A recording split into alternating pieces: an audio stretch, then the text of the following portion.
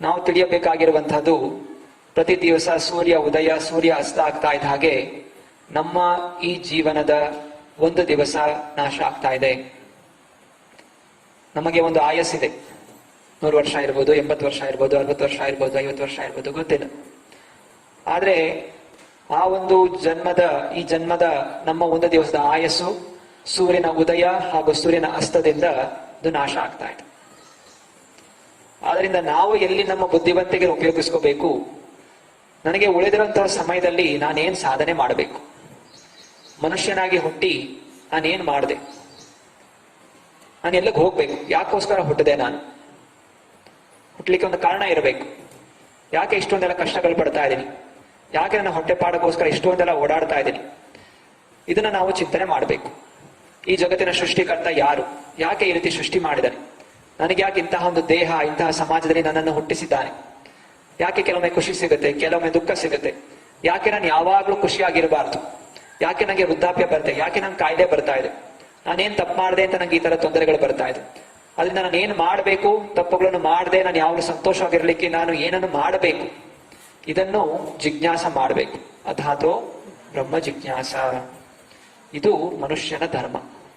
So ಮನುಷ್ಯನಾಗಿ ಹುಟ್ಟಿದಂತಹ ವ್ಯಕ್ತಿ ಮಾಡಬೇಕಾಗಿರುವಂತಹ ಮುಖ್ಯವಾದಂತಹ ಕೆಲಸ ಪರಿವಾರ ನೋಡ್ಕೊಳ್ಳೋದಲ್ಲ, ಮನೆ ಕೆಲಸ ಮಾಡೋದಲ್ಲ, ಆಫೀಸ್ ಕೆಲಸ ಮಾಡೋದಲ್ಲ, ಊಟ ಮಾಡೋದಲ್ಲ, ಬೇರೆ ಅಲ್ಲ. ಮನುಷ್ಯನಾಗಿ ಹುಟ್ಟಿದ ಮೇಲೆ ಮಾಡಬೇಕಾಗಿರುವಂತಹ ಮೊದಲ ಕೆಲಸ, ನಾನು ಯಾರು, ಭಗವಂತ ಯಾರು, ನನಗೂ ಭಗವಂತನಿಗೆ ಏನ್ ಸಂಬಂಧ ಇದೆ, ಇದನ್ನು ತಿಳ್ಕೋಬೇಕಾಗಿರುವಂತಹದ್ದು ಮನುಷ್ಯನ ಧರ್ಮ. ನಾವು ಈ ದಿನ ಹಿಂದೂ ಧರ್ಮ, ಮುಸ್ಲಿಂ ಧರ್ಮ, ಕ್ರಿಶ್ಚಿಯನ್ ಧರ್ಮ, ಭಾರತೀಯ ಧರ್ಮ, ಅಮೆರಿಕನ್ ಧರ್ಮ, ಪಾಕಿಸ್ತಾನ ಧರ್ಮ ಅಂತ ಓದಾಡ್ತಾ ಇದ್ವಿ. ಇದೆಲ್ಲ ನಮ್ಮ ಧರ್ಮ ಅಲ್ಲ. ನಮ್ಮ ಧರ್ಮ ಈ ದೇಹದ ಒಳಗಿರುವಂತಹ ಆತ್ಮ, ಈ ಆತ್ಮದ ಧರ್ಮ ಏನು. ಕೆಲವು ಸಮಯಗಳ ನಂತರ ನಾವೆಲ್ಲ ಈ ದೇಹವನ್ನು ಬಿಡಬೇಕು. ಎಲ್ಲಿಗೋ ಇದ್ದ ದಿವಸ ಭಯ ಆಗ್ತಾ ಇದೆ, ಎಲ್ಲರ ಮನಸ್ಸಲ್ಲೂ ಭಯ ಇದೆ ವಿಶ್ವದಲ್ಲಿ. ಯಾಕೋಸ್ಕರ ಕೊರೋನಾ ಬಂದಿದೆ, ಯಾವಾಗ ಕೊರೋನಾ ಬಂದು ನಾವು ಸತ್ತೋಗ್ತೀವೋ ಅಂದ್ರೆ ಮೃತ್ಯುವಿನ ಭಯ ಸತತವಾಗಿ ಎಲ್ಲರನ್ನೂ ಕಾಡ್ತಾ ಇದೆ. ತನ್ನ ಮೃತ್ಯುವಿನ ಭಯ, ತನ್ನ ಪ್ರೀತಿಯುತವಾದಂತಹ ಸಂಬಂಧಿಕರ, ಅಣ್ಣ ತಮ್ಮ, ತಂದೆ ತಾಯಿ, ಸ್ನೇಹಿತರು, ಸಮಾಜದವರು, ಇವರ ಮೃತ್ಯುವಿನ ಭಯ, ಯಾವಾಗ ಯಾರನ್ನು ಕಳ್ಕೊಂಡ್ಬಿಡ್ತೀವೋ. ಈ ಒಂದು ಭಯದಲ್ಲಿ ಪ್ರತಿಯೊಬ್ಬ ವ್ಯಕ್ತಿಯು ಜೀವಿಸ್ತಾ ಇದ್ದಾರೆ. ಭಗವದ್ಗೀತೆಯ 2ನೇ ಅಧ್ಯಾಯದ 12ನೇ ಶ್ಲೋಕದಲ್ಲಿ ಕೃಷ್ಣ ಪರಮಾತ್ಮ ಅರ್ಜುನನಿಗೆ ಹೇಳ್ತಾ ಇದ್ದಾನೆ, ಅಂತವಂತ ಇಮೇ ದೇಹ ನಿತ್ಯ ಸೋಕ್ತಾಹ ಶರೀರಿಣಃ ಅನಾಶಿನೋ ಅಪ್ರಮೇಯಸ್ಯ ತಸ್ಮಾದ್ಯುದ್ಯಸ್ವ ಭಾರತ. ಕೃಷ್ಣ ಹೇಳ್ತಾನೆ ಅರ್ಜುನನಿಗೆ, ಹೇ ಅರ್ಜುನ, ಈ ನಾಶವಾಗುವಂತಹ ದೇಹದ ಒಳಗಡೆ ಅವಿನಾಶಿಯಾದಂತಹ ಒಂದು ಜೀವಾತ್ಮ ಇದೆ. ಆದ್ದರಿಂದ ನೀನು ಅವಿನಾಶಿ ಹಾಗೂ ನೀನು ಶಾಶ್ವತವಾದಂತಹವನು. ಆದ್ದರಿಂದ ಎದ್ದೇಳು, ಯುದ್ಧ ಮಾಡು ಅನ್ನುವಂತಹ ಉತ್ಸಾಹ ಕೃಷ್ಣ ಅರ್ಜುನನಿಗೆ ಕೊಡ್ತಾ ಇದೆ. ಇಲ್ಲಿ ನಾವು ತಿಳಿಬೇಕಾಗಿರುವಂತಹದ್ದು, ಆತ್ಮಕ್ಕೆ ನಾಶ ಇಲ್ಲ. ಆತ್ಮ ಸತ್ ಚಿತ್ ಆನಂದ ರೂಪ, ಅದು ಜ್ಞಾನದಿಂದ ಕೂಡಿರುವಂತಹದ್ದು, ಆನಂದಮಯವಾಗಿರುವಂತಹ ಶಾಶ್ವತವಾದಂತಹ ಜೀವಶಕ್ತಿ. ಆದರೆ ಈ ದೇಹ, ಈ ಆತ್ಮವನ್ನು ಆವರಿಸುವಂತಹ ದೇಹ ತಾತ್ಕಾಲಿಕವಾದಂತಹದ್ದು ಹಾಗೂ ನಾಶವನ್ನು ಹೊಂದುವಂತಹದ್ದು. ಅದರಿಂದ ನಾವು ಕೇವಲ ಈ ನಾಶ ಆಗುವಂತಹ ತಾತ್ಕಾಲಿಕವಾದ ದೇಹವನ್ನು ನೋಡ್ಕೊಳ್ಳೋದು ಬಿಟ್ಟು ಆ ಶಾಶ್ವತವಾಗಿರುವಂತಹ ನಮ್ಮ ಜೀವಾತ್ಮದ ಬಗ್ಗೆ ನಾವು ಅಧಿಕವಾಗಿ ಚಿಂತನೆಯನ್ನು ಮಾಡಬೇಕು. ಸಾವು ನಿಶ್ಚಿತವಾದಂತಹದ್ದು. ಅವನು ಭಿಕಾರಿ ಇರಲಿ ಅಥವಾ ದೇಶದ ದೊಡ್ಡ ರಾಜನಾಗಿರಲಿ, ಎಲ್ಲರೂ ಒಂದ್ ದಿವಸ ಸಾಯ್ತಾರೆ. ಸತ್ ಮೇಲೆ ಎಲ್ಲರೂ ಸಮಾನ ಆಗ್ತಾರೆ. ಜೀವಂತವಾಗಿದ್ದಾಗ ರಾಜ ಒಂದು ದೊಡ್ಡ ಅರಮನೆಯಲ್ಲಿ ಚಿನ್ನದ ಆಸನದ ಮೇಲೆ ಕೂತ್ಕೋಬಹುದು, ಭಿಕಾರಿ ರೋಡ್ ಸೈಡ್ ಕೂತ್ಕೋಬಹುದು. ಸತ್ ಮೇಲೆ ಅವನನ್ನು ಮಣ್ಣಲ್ಲೇ ಅವನನ್ನು ಮುಚ್ಚಬೇಕು. ಆಕಾಶದಲ್ಲಿ ಹಾಕ್ತಾರ ರಾಜನ್ನ? ಹಾಕಕ್ಕಾಗಲ್ಲ. ಅಂದ್ರೆ ಇಬ್ಬರು ಸಮಾನ ಆಗ್ತಾರೆ. ಸತ್ ಮೇಲೆ ಹೋಗ್ಲಿ, ನಿದ್ರೆ ಆವಾಸದಲ್ಲೂ ಇಬ್ಬರು ಸಮಾನ ಆಗಿರ್ತಾರೆ. ರಾಜ ನಿದ್ರೆ ಹೋದಾಗ್ಲೂ ಅವನಿಗೆ ಸುತ್ತಮುತ್ತ ಏನಿರುತ್ತೆ ಅರಿಕೆ ಇಲ್ಲ, ಭಿಕಾರಿ ನಿದ್ರೆ ಹೋದಾಗ್ಲೂ ಅವನಿಗೆ ಸುತ್ತಮುತ್ತ ಏನೊಂದು ಅರಿವಿಕೆ ಇರುತ್ತೆ. ಸಾವು ನಿದ್ರೆ ಎರಡು ರಾಜ ಹಾಗೂ ಭಿಕಾರಿಯನ್ನು ಸಮಾನವಾಗಿ ಮಾಡ್ಬಿಡುತ್ತೆ. ಹಾಗಿದ್ದಲ್ಲಿ ನಾವು ಯಾಕೆ ಎಚ್ಚರವಾಗಿರಬೇಕಾದ್ರೆ ಇಷ್ಟೊಂದು ಭೇದ ಭಾವಗಳು, ಕ್ರೋಮ, ಕ್ರೋಧ, ಮದ, ಮಾತ್ಸರ್ಯ ಎಲ್ಲ ವ್ಯಕ್ತಪಡಿಸುತ್ತಾ ಯಾಕೆ ನಾವು ಇಷ್ಟೊಂದು ದುಃಖವನ್ನು ನಾವು ಅನುಭವಿಸ್ತೀವಿ? ಇದರ ಬಗ್ಗೆ ಬುದ್ಧಿವಂತ ಜೀವಿಯು ಚಿಂತನೆಯನ್ನು ಮಾಡಬೇಕು. ಇದು ಮನುಷ್ಯ ಜನ್ಮ. ಭಗವಂತ ಹೇಳ್ತಾ ಇದ್ದಾನೆ, ಮೃತ್ಯು ಸರ್ವ ಹರಶ್ಚಾಹಂ. ಮೃತ್ಯು ಬಂದಾಗ ಎಲ್ಲವೂ ಹೋಗ್ಬಿಡುತ್ತೆ. ಹಣ, ಆಸ್ತಿ, ಸಂಪತ್ತು ಏನೇನೋ ಜೊತೆಲಿ ತಗೊಂಡು ಹೋಗೋದಿಲ್ಲ. ಎಷ್ಟೆಲ್ಲ ಆಸೆ ಪಟ್ಕೊಂಡು ನಾವೇನೆಲ್ಲ ಯೋಚನೆ ಮಾಡ್ತಾ ಇದೀವಿ, ಹಾಗೆ ಮಾಡ್ಬೇಕು, ಹೀಗ್ ಮಾಡ್ಬೇಕು, ಇನ್ನು ಹಿಂಗ್ ಮಾಡ್ಬೇಕು, ಮಕ್ಕಳು, ಮರಿ ಮಕ್ಕಳು, ಮೊಮ್ಮಕ್ಕಳು, ಆಸ್ತಿ ಪಾಸ್ತಿ, ಹೆಸರು, ಗೌರವ, ದ್ವೇಷ, ಇಷ್ಟೊಂದೆಲ್ಲ ಚಿಂತನೆ ಮಾಡ್ತಾ ಇರ್ತೀವಿ. ಒಂದು ದಿವಸ ಮೃತ್ಯು ಆದ ತಕ್ಷಣ ಎಲ್ಲವೂ ಕಿತ್ಕೊಂಡು ಹೋಗ್ಬಿಡುತ್ತೆ. ಸರ್ವಸ್ಯ ಹರಂ, ಎಲ್ಲವನ್ನು ಹರಿಸ್ಕೊಂಡು ಹೋಗ್ಬಿಟ್ಟೆ ಮೃತ್ಯು. ಆದ್ರಿಂದ ವ್ಯಕ್ತಿ ಸ್ವಲ್ಪ ಯೋಚನೆ ಮಾಡಬೇಕು.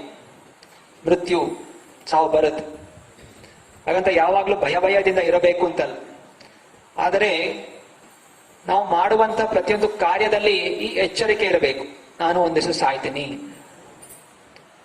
ಹಾಗಿದ್ದಲ್ಲಿ ನಾನು ಯಾಕೆ ಇಷ್ಟೊಂದು ಕಾಮುಕನಾಗಬೇಕು? ಯಾಕೆ ಇಷ್ಟೊಂದು ಕ್ರೋಧಿತನಾಗಬೇಕು? ಯಾಕೆ ಇಷ್ಟೊಂದು ನಾನು ರೋಷ, ಆವೇಶ, ಗೌರವ ಇದನ್ನೆಲ್ಲ ಯಾಕೆ ನಾನು ಅಪೇಕ್ಷೆಯನ್ನು ಮಾಡಬೇಕು? ಈ ಚಿಂತನೆ ನಮ್ಮಲ್ಲಿ ಇರಬೇಕು. ಸೊ ಮೃತ್ಯುವಿನ ಒಂದು ಭಯ ಯಾಕಿರಬೇಕು ಅಂತ ಹೇಳಿದ್ರೆ, ನಮ್ಮ ದಿನನಿತ್ಯ ಜೀವನದಲ್ಲಿ ನಾವು ತಪ್ಪು ದಾರಿಯಲ್ಲಿ ಹೋಗಬಾರ್ದು. ಜನ ಯಾಕೆ ತಪ್ಪು ದಾರಿಯಲ್ಲಿ ಹೋಗ್ತಾನೆ ಅಂದ್ರೆ, ಯಾಕೆಂದ್ರೆ ಸಾಯ್ತೀನಿ ಅನ್ನೋದು ಮರ್ತೋಗ್ಬಿಡ್ತಾರೆ. ಅವನು ಸಾಯ್ತೀನಿ ಅನ್ನೋದು ಮರ್ತೋದಾಗ ಅವನು ಎಲ್ಲಾ ಅನೈತಿಕ ಕಾರ್ಯಗಳನ್ನು ಮಾಡ್ಲಿಕ್ಕೆ ಶುರು ಮಾಡ್ತಾನೆ. ಯಾವಾಗ ಎಚ್ಚರಿಕೆ, ನಾನು ಸಾಯ್ತೀನಿ, ಸತ್ ಮೇಲೆ ನನ್ನ ಕರ್ಮಗಳನುಸಾರ ಮತ್ತೆ ಪುನಃ ನನಗೆ ಇನ್ನೊಂದು ಜನ್ಮವಾಗುತ್ತೆ, ಪುನರಪಿ ಜನನಂ ಪುನರಪಿ ಮರಣ, ಮತ್ತೆ ಪುನಃ ಅನೇಕ ಕಷ್ಟಗಳನ್ನು ಹೊಂದಬೇಕಾಗತ್ತೆ. ಆದ್ರಿಂದ ಇಂತಹ ಒಂದು ಒಳ್ಳೆಯ ಅವಕಾಶ ಮನುಷ್ಯ ಜನ್ಮ ಸಿಕ್ಕಾಗ, ಭಗವಂತ ನಾಮಸ್ಮರಣೆ ಮಾಡುವಂತ ನಾಲಿಗೆ ಇದ್ದಾಗ, ನಾನು ನನ್ನ ಜೀವನ ಹಾಳು ಮಾಡ್ಕೋಬಾರದು, ಸಾಯೋದ್ರೊಳಗಡೆ ನಾನು ಸಾಧನೆಯನ್ನು ಮಾಡಿ ಭಗವಂತನ ಲೋಕಕ್ಕೆ ಮರಳಿ ಹೋಗಬೇಕು ಅನ್ನುವಂಥ ಚಿಂತನೆ ಯಾವಾಗ್ಲೂ ಮನುಷ್ಯನಿಗಿರಬೇಕು. ಒಬ್ಬ ಭೌತಿಕ ವ್ಯಕ್ತಿಗೆ ಸಾವು ಭಯವನ್ನು ಕೊಡುತ್ತೆ. ಅದ್ರ ಶುದ್ಧ ಭಕ್ತನಿಗೆ ಅವನು ಯಾವಾಗಲೂ ಮೃತ್ಯುವಿಗೆ ತಯಾರಿರ್ತಾನೆ. ಆ ಮೃತ್ಯುವಿಗೆ ಭಯ ಪಡಬಾರ್ದು, ಮೃತ್ಯುವನ್ನು ಎದುರಿಸಲಿಕ್ಕೆ ತಯಾರಾಗಿರಬೇಕು. ಇದು ಭಕ್ತನ ಧೈರ್ಯ. ಭೌತಿಕವಾದಂತಹ ವ್ಯಕ್ತಿಗೆ ಧೈರ್ಯ ಏನು? ಅವನ ಒಂದು ತೋಳ್ಬಲದಲ್ಲಿ, ಹಣದ ಒಂದು ಇದರಲ್ಲಿ ಅಹಂಕಾರಿ ಆಗಿರ್ತಾನೆ. ಅವ್ರು ನೋಡಿದ್ದೀನಿ, ಇವ್ರು ನೋಡಿದ್ದೀನಿ, ಯಾರೆದುರು ನಿಂತಾರೆ ನೋಡೋಣ, ರೋಷ, ಆವೇಶ. ಅದೇ ಮೃತ್ಯು ಬಂದಾಗ, ಯಮರಾಜ ಯಮದೂತರು ಬಂದಾಗ ಎಂತಹ ಬಲಿಷ್ಠವಾದ ದೇಹ ಇರಲಿ ಅಥವಾ ಎಷ್ಟೇ ಹಣ ಇರಲಿ, ಎಷ್ಟೇ ಪವರ್ ಇರಲಿ, ಏನೋ ಒಂದನ್ನು ಸಹಾಯ ಮಾಡ್ಲಿಕ್ಕೆ ಸಾಧ್ಯ ಇಲ್ಲ. ಆದರೆ ಒಬ್ಬ ಆಧ್ಯಾತ್ಮಿಕ ವಿಷಯದಲ್ಲಿ ಪೂರ್ಣನಾದಂತಹ ವ್ಯಕ್ತಿ, ಶುದ್ಧವಾದಂತಹ ಭಕ್ತನು ಮೃತ್ಯುವನ್ನು ದಾಟಿ ಅವನು ಭಗವಂತನ ಧಾಮಕ್ಕೆ ಹೋಗ್ತಾನೆ, ಮೃತ್ಯುವನ್ನು ಜಯಿಸ್ತಾನೆ. ಇದು ಒಬ್ಬ ಭಕ್ತನ ಲಕ್ಷಣ. ಆದ್ದರಿಂದ ಮನುಷ್ಯನಾಗಿ ಹುಟ್ಟಿದಂತಹವನು ಶುದ್ಧವಾದ ಭಕ್ತನಾಗ್ಲಿಕ್ಕೆ ಪ್ರಯತ್ನ ಮಾಡಬೇಕು. ಯಾಕೆಂದರೆ ಅವನು ಮೃತ್ಯುವನ್ನು ಜಯಿಸ್ತಾನೆ. ಇಲ್ಲಿ ಒಂದು ಕತೆ, ಸಣ್ಣ ಒಂದು ಉದಾಹರಣೆಗಳು ಕೊಡ್ತಾ ಇದ್ದಾರೆ. ಅಕಸ್ಮಾತ್ ಆಗಿ ನಾವು ಎಲ್ಲೋ ನದಿಯನ್ನು ದಾಟ್ಲಿಕ್ಕೆ ಹೋಗ್ತಾ ಇದ್ದೀವಿ. ನದಿಯನ್ನು ದಾಟಕ್ ಹೋದಾಗ ಅಲ್ಲಿ ಒಬ್ಬ ದೋಣಿ ಹೋಗುವಂತವನು ಹೇಳ್ತಾನೆ, ಈ ದೋಣಿಯಲ್ಲಿ ಒಂದು ಸಣ್ಣ ತೂತಿದೆ ಅಷ್ಟೆ. ಏನಂತ ಹೇಳಿದ್ರೆ, ನದಿ ಅರ್ಧ ತನಕ ಹೋಗುತ್ತೆ, ಆಮೇಲೆ ನಾವು ಮುಳುಗೋಗ್ಬಿಡ್ತೀವಿ. ನಾವೇನ್ ಮಾಡ್ತೀವಿ? ಆಯ್ತು ಹೋಗಪ್ಪ ಅಂತ ಹೇಳ್ತೀವ? ಇಲ್ಲ, ದೋಣಿ ಬೇಡ ಅಂತ. ಅವನು ಹೇಳ್ತಾನೆ, ನಾನೇ ದುಡ್ಡು ಕೊಡ್ತೀನಿ, ಬನ್ನಿ ನಾನೇ ಕರ್ಕೊಂಡು ಹೋಗ್ತೀನಿ ಅಂತ ಹೇಳಿದ್ರೇನು ನಾವು ಆ ದೋಣಿಯನ್ನು ಏರೋದಿಲ್ಲ. ಅಥವಾ ನಾವು ಬ್ಯಾಂಕಿಗೆ ಹೋಗಿ ಹಣ ಪಾವತಿ ಮಾಡ್ತೀವಿ, ಕಟ್ತೀವಲ್ಲ, ಬ್ಯಾಂಕಲ್ಲಿ ಇಟ್ಕೊಂಡು ಇಂಟ್ರೆಸ್ಟ್ ಸಿಗುತ್ತೆ ಅಂತ. ಸೊ ಮ್ಯಾನೇಜರ್ ಹೇಳ್ತಾನೆ, ನಿಮ್ಗೆ 25% ಇಂಟ್ರೆಸ್ಟ್ ಕೊಡ್ತೀನಿ, ನಿಮ್ಗೆ 1 ಲಕ್ಷ ಹಾಕಿದ್ರೆ 25,000 ಇಂಟ್ರೆಸ್ಟ್ ಬರುತ್ತೆ. ಆದ್ರೆ 1 ತಿಂಗಳಲ್ಲಿ ಬ್ಯಾಂಕ್ ಮುಚ್ಕೊಂಡು ಹೋಗ್ಬಿಡುತ್ತೆ. ಏನ್ ಮಾಡ್ತೀರಾ? ನಿಮ್ ಬ್ಯಾಂಕ್ ಬೇಡ. ಸೊ ಯಾವ ಬ್ಯಾಂಕ್ ಒಂದು ಮುಚ್ಚೋಗುತ್ತೆ, ಯಾವ ದೋಣಿ ಮುಳುಗೋಗುತ್ತೆ, ಅಂತಹ ಕಡೆ ನಾವು ಹೋಗೋದಿಲ್ಲ. ಹಾಗೆ ನಮ್ಮ ದೇಹವೂ ಅಷ್ಟೆ. ನಮ್ಮ ದೇಹದಲ್ಲಿ ಮಾಡುವಂತಹ ಎಲ್ಲ ಕೆಲಸಗಳು ಸಾವಾಗ್ಬೇಕಾದ್ರೆ ಮುಳುಗೋಗುತ್ತೆ, ಮುಚ್ಕೊಂಡು ಹೋಗ್ಬಿಡುತ್ತೆ. ಆದ್ರಿಂದ ನಾವೊಂದು ಬ್ಯಾಂಕ್ ಅನ್ನು ಹುಡುಕ್ಬೇಕು. ಯಾವ ಬ್ಯಾಂಕ್ ಅಲ್ಲಿ ನಾವು ಹಾಕಿದಂತಹ ಒಂದು ವಸ್ತು ಅದು ಯಾವತ್ತೂ ನಾಶ ಆಗಬಾರ್ದು, ಮತ್ತೆ ಅದು ಇಂಟ್ರೆಸ್ಟ್ ಅನ್ನೋದು ಯಾವಾಗ್ಲೂ ಕೊಡ್ತಾ ಇರಬೇಕು. ಅಂತಹ ಒಂದು ಬ್ಯಾಂಕ್ ಅನ್ನು ಹುಡುಕ್ಬೇಕು. ಅಂತಹ ಬ್ಯಾಂಕ್ ಯಾವುದು? ಭಕ್ತಿಯ ಬ್ಯಾಂಕ್. ಕೃಷ್ಣ ಭಕ್ತಿಯ ಬ್ಯಾಂಕ್ ಅಲ್ಲಿ ನಾವು ಎಷ್ಟು ನಾವು ಭಕ್ತಿ ಅನ್ನೋದು ಹಾಕ್ತಿವಿ, ಸಾಧನೆ ಮಾಡಿದಲ್ಲಿ ಹಾಕ್ತಿವಿ, ಆ ಬ್ಯಾಂಕ್ ಯಾವತ್ತೂ ನಾಶ ಆಗೋದಿಲ್ಲ. ಹಾಗೋದ್ರ ಕೊಡುವಂತ ಇಂಟ್ರೆಸ್ಟ್ ಅದು ಸನಾತನವಾದಂತಹ ಇಂಟ್ರೆಸ್ಟ್. ಜನ್ಮ ಜನ್ಮಾಂತರದಲ್ಲಿ ನಾವಿರೋ ತನಕ ಯಾವಾಗಲೂ ವೈಕುಂಠ ಲೋಕಕ್ಕೆ ಹೋದ್ರೂ ಅದರ ಇಂಟ್ರೆಸ್ಟ್ ನಮಗೆ ಬರ್ತಾ ಇರುತ್ತೆ. ಆದ್ರಿಂದ ಭಗವದ್ಗೀತೆಯಲ್ಲಿ ಕೃಷ್ಣ ಪರಮಾತ್ಮ ಹೇಳ್ತಾ ಇದ್ದಾನೆ, ನೇಹಾಭಿಕ್ರಮ ನಾಶೋಸ್ತಿ ಪ್ರತ್ಯವಾಯೋ ನ ವಿದ್ಯತೆ ಸ್ವಲ್ಪಮಪ್ಯಸ್ಯ ಧರ್ಮಸ್ಯ ತ್ರಾಯತೆ ಮಹತೋ ಭಯಾತ್. ಕೃಷ್ಣ ಪರಮಾತ್ಮ ಹೇಳ್ತಾ ಇದ್ದಾನೆ, ಸ್ವಲ್ಪಮಪ್ಯಸ್ಯ ಧರ್ಮಸ್ಯ, ನೀವು ಭವಿಷ್ಯ ಜನ್ಮದಲ್ಲಿ ನೀವು ಏನು ಧರ್ಮ ಎಷ್ಟು ಅಂತ ಮಾಡ್ತೀರಾ ಆ ಧರ್ಮ ಹಾಗೆ ನಾನು ಉಳಿಸ್ಕೋತೀನಿ. ನೀವು ಎಷ್ಟು ಸಾಧನೆ ಮಾಡ್ತೀರಾ ನನ್ನ ಹತ್ರ ಬರ್ಲಿಕ್ಕೆ, ಎಷ್ಟು ಭಕ್ತಿ ಅನ್ನೋದು ಮಾಡ್ತೀರಾ ಅದು ಯಾವತ್ತೂ ನಾಶ ಆಗೋದಿಲ್ಲ. ನೀವು ಇರೋ ತನಕ ಏನೆಲ್ಲ ಸಾಧನೆ ಮಾಡಿದ ನಾನು ಹಾಗೆ ಉಳಿಸ್ಕೋತೀನಿ, ಮತ್ತೆ ಪುನಃ ಮುಂದುವರಿಸಲಿಕ್ಕೆ ನಾನು ಅವಕಾಶವನ್ನು ಕೊಡ್ತೀನಿ. ಆದ್ರಿಂದ ಜೀವನದಲ್ಲಿ ನಾವು ಏನನ್ನೋ ಪಡಿಬೇಕು, ಸಂಗ್ರಹ ಮಾಡಬೇಕು ಅನ್ನೋಂಥ ಇಚ್ಛೆ ಇದ್ರೆ ನಾವು ಭಕ್ತಿ, ಕೃಷ್ಣ ಭಕ್ತಿಯ ಸಂಗ್ರಹಣ ಆದಷ್ಟು ಮಾಡ್ಕೋಬೇಕು. ಇದನ್ನು ಕೃಷ್ಣನ ಬ್ಯಾಂಕ್ಗೆ ನಾವು ಡೆಪಾಸಿಟ್ ಮಾಡಬೇಕು. ಉದಾಹರಣೆಗೆ ನಾವು ನೋಡ್ತೀವಿ ಅಜಾಮಿಲ ಅವನು ಬ್ರಹ್ಮಚರ್ಯದಲ್ಲಿ ಎಷ್ಟೆಲ್ಲ ಸಾಧನೆ ಮಾಡ್ದ. ಕಾಲಕ್ರಮೇಣ ಅವನು ದಾರಿ ತಪ್ಪಿ ಅವನು ವೇಷಸಂಗ ಮಾಡ್ತಾ ಯಮದೂತರಿಂದ ಏನೇನು ಅಪಹರಣ ಆಗಬೇಕು ಅಷ್ಟರಲ್ಲಿ ಭಗವಂತ ಅವನು ಏನು ಸಾಧನೆ ಮಾಡಿದ ಅದನ್ನು ಉಳಿಸ್ಕೊಂಡು ಅವನು ಯಮಲೋಕಕ್ಕೆ ಹೋಗದೇ ಇರೋ ತರ ಅವನ ರಕ್ಷಣೆ ಏನಾದ್ರು ಮಾಡ್ತಾರೆ. ಅಂದ್ರೆ ಅಜಾಮಿಲ ಮಾಡಿದಂತ ತಪಸ್ಯ ಅದು ನಾಶ ಆಗ್ಲಿಲ್ಲ, ಇದು ಹಾಗೆ ಉಳಿತು. ದಾರಿ ತಪ್ಪಿದ್ರೇನೋ ಕೊನೆಯಲ್ಲಿ ಭಗವಂತ ಅವರನ್ನು ರಕ್ಷಣೆ ಮಾಡಿದ. ಭರತ ಮಹಾರಾಜ ಎಷ್ಟೆಲ್ಲ ಸಾಧನೆ ಮಾಡಿದ, ಆದ್ರೂ ಯಾವುದೋ ವಶದಿಂದ ಅವನು ಜಿಂಕೆಯಾಗಿ ಹುಟ್ಟಿದ್ರು ಭಗವಂತ ಅವನ ಭಕ್ತಿಯನ್ನು ಉಳಿಸ್ಕೊಂಡು ಮತ್ತೆ ಪುನಃ ಜಿಂಕೆಯ ದೇಹದಲ್ಲಿ ಭಕ್ತಿಯನ್ನು ಮಾಡ್ಲಿಕ್ಕೆ ಅವಕಾಶ ಕೊಟ್ಟು ಮತ್ತೆ ಅವನಿಗೆ ಮೋಕ್ಷ ಅನ್ನೋದು ಪ್ರದಾನ ಮಾಡಿದ. ಆದ್ರಿಂದ ನಾವು ಈ ಭಕ್ತಿಗೆ ಎಷ್ಟು ಸಮಯ ಕೊಡ್ತೀವಿ. ಹರೇ ಕೃಷ್ಣ ಕೃಷ್ಣ ಕೃಷ್ಣ ಹರೇ ಹರೇ, ಹರೇ ರಾಮ ರಾಮ ರಾಮ ಹರೇ ಹರೇ. ಈ ಪ್ರತಿಯೊಂದು ಕ್ಷಣ ನಾವೇನ್ ಭಗವಂತ ನಾಮಸ್ಮರಣೆ ತೊಡಗ್ತೀವಿ ಅದು ನಮಗೆ ದೀರ್ಘವಾದಂತಹ ಶಾಶ್ವತವಾದಂತಹ ಫಲವನ್ನು ನಮಗೆ ಕೊಡುತ್ತೆ. ಆದ್ರಿಂದ ಬುದ್ಧಿವಂತನಾದಂಥವನು ಅನ್ಯ ಕಾರ್ಯಗಳಿಗೆ ಮಹತ್ವವನ್ನು ಕೊಡೋದು ಬಿಟ್ಟು ಆದಷ್ಟು ಸಮಯ ಭಗವಂತ ನಾಮಸ್ಮರಣೆಗೆ ತೊಡಗಿಸ್ಬೇಕು. ಕಲಿಯುಗದ ಧರ್ಮ ಹರಿಯ ನಾಮಸ್ಮರಣೆ. ಮಹಾಭಾರತದಲ್ಲಿ ಒಮ್ಮೆ ಒಂದು ಯಕ್ಷ ಯುಧಿಷ್ಠಿರ ಮಹಾರಾಜನ್ ಕೇಳ್ತಾರೆ, ಈ ಜಗತ್ನಲ್ಲಿ ತುಂಬಾ ಆಶ್ಚರ್ಯಕರವಾದಂತಹ ವಿಷಯ ಯಾವುದು ಅಂತ. ಅದಕ್ಕೆ ಯುಧಿಷ್ಠಿರ ಮಹಾರಾಜ ಹೇಳುವಂತಹದ್ದು ಅತ್ಯಂತ ಆಶ್ಚರ್ಯಕರ ಅಂದ್ರೆ ಪ್ರತಿಯೊಬ್ಬ ವ್ಯಕ್ತಿಯು ಸುತ್ತಮುತ್ತ ಸಾವನ್ನು ನೋಡ್ತಾ ಇದ್ದಾನೆ. ಸಾವನ್ನು ನೋಡ್ತಾ ಇದ್ರು ಅವನ ಮನಸ್ಸಿಗೆ ತಾನು ಸಾಯ್ತೀನಿ ಅಂತ ಅರಿವಿಕೆ ಬರೋದಿಲ್ಲ. ಇದೇ ಅತ್ಯಂತ ಆಶ್ಚರ್ಯವಾದಂಥದ್ದು. ಸಾವು ಬರೋದಿಲ್ಲ ಅಂತ ಹೇಳಿದ್ರೆ ಅವನ ಅರಿವಿಕೆಯಲ್ಲಿ ಜೀವನ ನಡೆಸೋದಿಲ್ಲ. ನೋಡ್ತಾನೆ ಸಾಯ್ತಾ ಇದ್ದಾನೆ, ಎಂತೆಂಥ ಜನ ಸತ್ತು ಹೋದ್ರು, ದೊಡ್ಡ ದೊಡ್ಡ ಮಿನಿಸ್ಟರ್ಗಳು ಸತ್ತು ಹೋದ್ರು, ಎಲ್ಲರೂ ಸಾಯ್ತಾ ಇದ್ದಾರೆ, ಪರಿವಾರದವ್ರು ಸಾಯ್ತಾ ಇದ್ದಾರೆ, ಎಂತೆಂಥ ರಾಜರವನಿಗಿಂತ ಮುಂದೆ ಇದ್ದವ್ರು ಸತ್ತು ಹೋದ್ರು. ಆದ್ರೂ ವ್ಯಕ್ತಿ ತಾನು ಸಾಯ್ತೀನಿ ಅನ್ನುವಂಥ ಚಿಂತನೆ ಇಲ್ಲದೆ ಅವನು ಎಷ್ಟೆಲ್ಲ ಹಣ ಸಂಪಾದನೆ ಮಾಡಕ್ ಪ್ರಯತ್ನ ಮಾಡ್ತಾನೆ, ಎಷ್ಟೊಂದೆಲ್ಲ ಜಗಳ ಆಡ್ತಾನೆ. ಇದು ಸಾವು ಕೆಲವರಿಗೆ ಗೊತ್ತೇ, ಸಾಯ್ತೀನಿ, ಹೌದು, ಸಾಯಕ್ಕಿಂತ ಮುಂಚೆ ಏನ್ ಮಾಡ್ಬೇಕು, ಹೆಂಗ್ ನಾನು ಜೀವನ ನಡೆಸ್ಬೇಕು ಅನ್ನೋ ತಿಳ್ಕೊಬೇಕು. ನನಗೆ ಸಾವು ಭಯ ಇಲ್ಲ, ಹಿಂಗೆಲ್ಲ ಜನ ಇರ್ತಾರೆ. ನಾನು ಇರೋ ತನಕ ಹಿಂಗೆ ಇರ್ತೀನಿ, ಹೊಡೆದಾಡ್ಕೊಂಡಿರ್ತೀನಿ. ಸೊ ಪ್ರಾಣಿಗಳ ಹಾಗೆ ಇರ್ತೀನಿ ಅನ್ನುವಂತಹ ಚಿಂತನೆ ಇರುವಂತಹ ಜನ ಇರ್ತಾರೆ. ತಿನ್ನೋದು, ಮಲಗೋದು, ಆಹಾರ, ನಿದ್ರಾ, ಭಯ ಮೈಥುನ. ಸೊ ಹೀಗೆ ವ್ಯಕ್ತಿ ಜೀವನ ನಡೆಸಬಾರ್ದು. ಇದಕ್ಕೆಲ್ಲ ಮನುಷ್ಯ ಜೀವನ ಕೊಟ್ಟಿರುವಂಥದ್ದು. ಮನುಷ್ಯ ಜನ್ಮ 84 ಲಕ್ಷ ಜೀವರಾಶಿಗಳಲ್ಲಿ ಅತ್ಯಂತ ಶ್ರೇಷ್ಠವಾದಂತಹ ಜನ್ಮ. ಇದು ಯಾಕೆ ಕೊಟ್ಟಿರೋದು? ಭಗವಂತನ ಚಿಂತನೆ ಮಾಡ್ತಾ ನಾವು ಈ ತಾತ್ಕಾಲಿಕವಾದಂತಹ ಈ ದೇಹದಿಂದ ಪಾರಾಗಿ ಭಗವಂತನ ಧಾಮದಲ್ಲಿ ಸುಖವಾಗಿರ್ಲಿಕ್ಕೆ ಕೊಟ್ಟಿರುವಂತಹ ಈ ದೇಹ.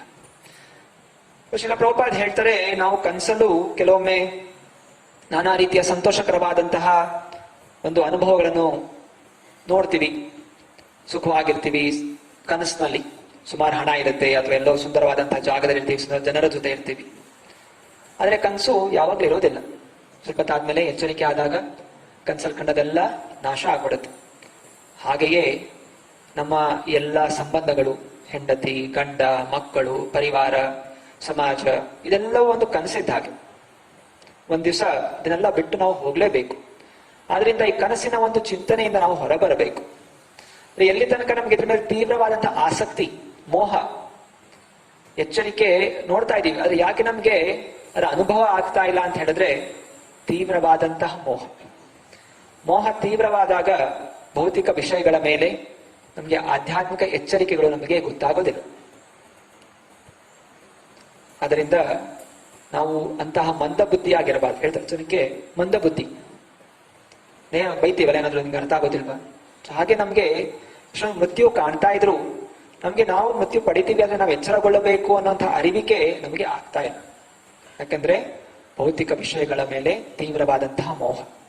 ಅದರಿಂದ ಆಧ್ಯಾತ್ಮಿಕ ಚಿಂತನೆಯಲ್ಲಿ ನಾವು ಮುಂದುವರಿಬೇಕು ಅಂತ ಹೇಳಿದ್ರೆ ನಮ್ಮ ಈ ಭೌತಿಕ ವಿಷಯಗಳ ಮೇಲೆ ಮೋಹ ಅನ್ನೋದು ಬಿಡಬೇಕು. ನಾವು ಇದ್ರ ಮೇಲೇನೋ ಆಸೆ ಇಟ್ಕೊಂಡು ಭಕ್ತಿ ಮಾಡ್ತೀವಿ ಅಂತ ಹೇಳಿದ್ರೆ ಅದು ಸಾಧ್ಯ ಆಗೋದಿಲ್ಲ, ನಾವು ಮುಂದುವರಿಯೋದಿಲ್ಲ. ಎಷ್ಟು ಬೇಕು ನಮಗೆ. ಪ್ರಭುಪಾದ ಹೇಳ್ತಾರೆ, ಸಿಂಪಲ್ ಲಿವಿಂಗ್, ಹೈಯರ್ ಥಿಂಕಿಂಗ್. ಸರಳವಾದ ಜೀವನ ನಡೆಸಿ. ನಿಮ್ಮ ಆರೋಗ್ಯಕ್ಕೆ ಎಷ್ಟು ಬೇಕು, ನಿಮ್ಮ ದೇಹಕ್ಕೆ ಎಷ್ಟು ಬೇಕು ಅಷ್ಟು ಸಂಪಾದನೆ ಮಾಡಿ ಸಾಕು ನಿಮ್ಮ ಪರಿವಾರ ದೇಶಕ್ಕೆ. ಅಧಿಕವಾಗಿ ತುಂಬಾ ಶ್ರೀಮಂತಿಕೆಯ ಜೀವನ ನಡೆಸಬೇಕು, ಎಲ್ಲರ ಮುಂದೆ ನಾನು ತೋರಿಸ್ಕೋಬೇಕು ಅನ್ನೋಂತಹ ಜೀವನ ನಡೆಸ್ಲಿಕ್ಕೆ ಹೋಗ್ಬೇಡಿ. ನಿಮ್ಮ ಜೀವನ ಬೇಕಾಗಿರೋದು ನಿಮ್ಮ ನಾಲಿಗೆಯಿಂದ ಭಗವಂತ ನಾಮಸ್ಮರಣೆ ಮಾಡ್ಲಿಕ್ಕೆ ಎಷ್ಟು ಶಕ್ತಿ ಬೇಕು ಅಷ್ಟು ಶಕ್ತಿಗೆ ಏನ್ ಸಂಪಾದನೆ ಮಾಡಬೇಕು ಅಷ್ಟು ಸಂಪಾದನೆ ಮಾಡಿ. ನಿಮ್ಮ ಧರ್ಮವನ್ನು ಆಚರಣೆ ಮಾಡಿ. ನಮ್ಮ ಧರ್ಮ ಭಗವಂತನ ಚಿಂತನೆ. ಜೀವೇರ ಸ್ವರೂಪ ಹೋಯ್ ಕೃಷ್ಣೇರ ನಿತ್ಯದಾಸ್. ಜೀವದ ಸ್ವರೂಪ ಕೃಷ್ಣನ ಸನಾತನವಾಗಿ ಸೇವೆಯನ್ನು ಮಾಡುವಂತಹದ್ದು. ಒಂದು ಕತೆ ಹೇಳ್ತಾರೆ ಲೋಮಶ ಋಷಿಗಳ ಬಗ್ಗೆ. ಲೋಮಶ ಋಷಿ ಅವರು ದೊಡ್ಡ ತಪಸ್ವಿ. ಅವರು ತಪಸ್ಯದಿಂದ ಭಗವಂತ ಅವರಿಗೆ ದೀರ್ಘವಾದಂತಹ ಆಯು ಕೊಟ್ಟಿದ್ರು. ಎಷ್ಟು ಆಯಸ್ಸು ಅಂತ ಹೇಳಿದ್ರೆ, ಒಂದು ಬ್ರಹ್ಮನ ಜೀವನ ಮುಗಿದಾಗ ಅವರ ದೇಹದಿಂದ ಒಂದು ರೋಮ ಉದುರುತ್ತೆ. ಬ್ರಹ್ಮನ ಜೀವನ ಎಷ್ಟು? 300 ಕೋಟಿ ವರ್ಷಗಳು. ಅಷ್ಟು ಆದಾಗ ನಮಶೃಷಿ ಒಂದು ಕೂದಲು ಉದುರುತ್ತೆ. ಆ ರೀತಿ ಅವನ ದೇಹದಲ್ಲಿರೋ ಎಲ್ಲಾ ಕೂದಲು ಉದುರೋ ತನಕ ಅವನು ಬದುಕಿರ್ತಾನೆ. ಅಂದ್ರೆ ಅವನು ಬ್ರಹ್ಮನಿಗಿಂತ ದೊಡ್ಡ ವ್ಯಕ್ತಿ.